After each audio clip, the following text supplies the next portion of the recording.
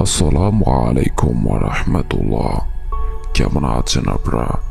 আশা করি আপনারা সকলেই ভালো আছেন, সুস্থ আছেন, মোস্ট ইম্পর্টেন্টলি ভালো তলে আছেন। বরাবর মতন আবারও ঘটনা নিয়ে হাজির হলাম। আশা করি আজকের ঘটনাটি আপনাদেরও খুবই ভালো লাগবে।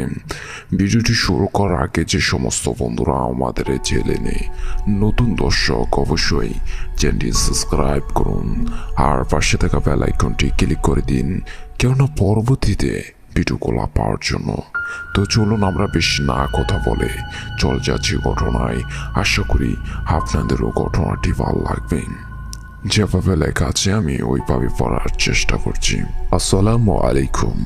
আমি রূপসিনা জাহান, একজন নতুন স্টোরি টেলার। যদি লেখাতে আমার ভুল ত্রুটি হয়, ক্ষমা সুন্দর দৃষ্টিতে দেখবেন। আমার বাবার জীবনে ঘটে যাওয়া ভৌতিক এক কাহিনী। তখন আমার জন্ম হয়নি। আগেকার দিনে সবাই সাইকেল ইউজ করত। এতে একদিন বাবা সাইকেল করে বাড়ি আসছিলেন।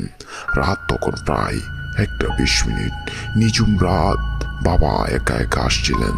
হঠাৎই অনেক জোরে বাতাস আসতে লাগলো। তার কিছুক্ষণ পর বৃষ্টি নামতে শুরু করলো। বাবার কাছে ছাতা ছিল না, তাই পাশে থাকা এক ভাঙা চালার নিচে দাঁড়ালো। বাবা দাঁড়ানোর সাথে সাথেই বৃষ্টি থেমে গেল। তাই বাবা আবার সাইকেল চালাতে শুরু করলো। বাবা সাইকেল চালানোর সাথে সাথেই আবার বৃষ্টি নামতে শুরু করে। বাবার সাইকেল চালানো থামিয়ে দেয়, সাথে সাথে বৃষ্টি থেমে যায়। বাবার সাইকেল চালানো শুরু করে, বৃষ্টি নামতে শুরু করে। তখন বাবা বুঝতে পারে এটা সাধারণ কোনো কিছু না, সাধারণ বৃষ্টি নয়। তাই বাবা সেখানে না দাঁড়িয়ে থেকে সাইকেল চালিয়ে চলে আসে। তখন অনেক বৃষ্টি হচ্ছে। বাবা যত জোরে সাইকেল চালায়, বৃষ্টি তত জোরে আসে। কিছু দূর আসতেই বাবা বাঁশ বাগানের কাছে চলে আসে। সেখান থেকে কে যেন বাবাকে নাম ধরে ডাকে।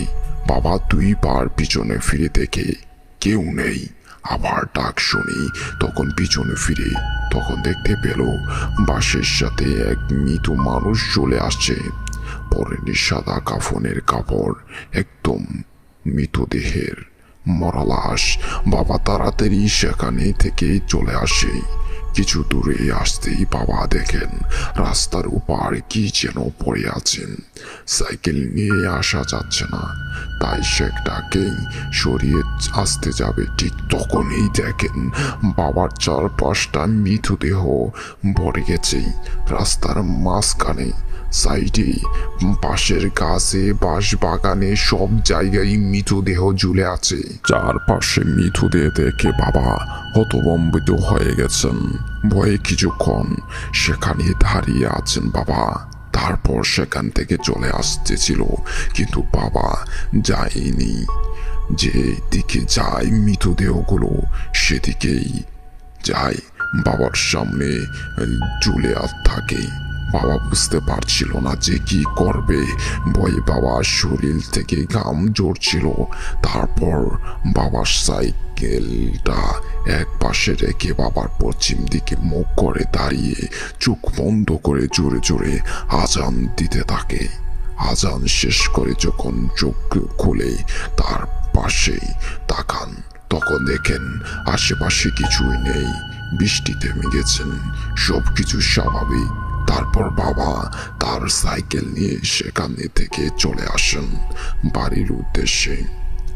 বাবা যতই সাইকেল চালিয়ে যাচ্ছে, ততই যেন রাস্তা বড় হয়ে যাচ্ছে। ভয়ে ভয়ে বাবা অবশেষে বাড়ি চলে আসে।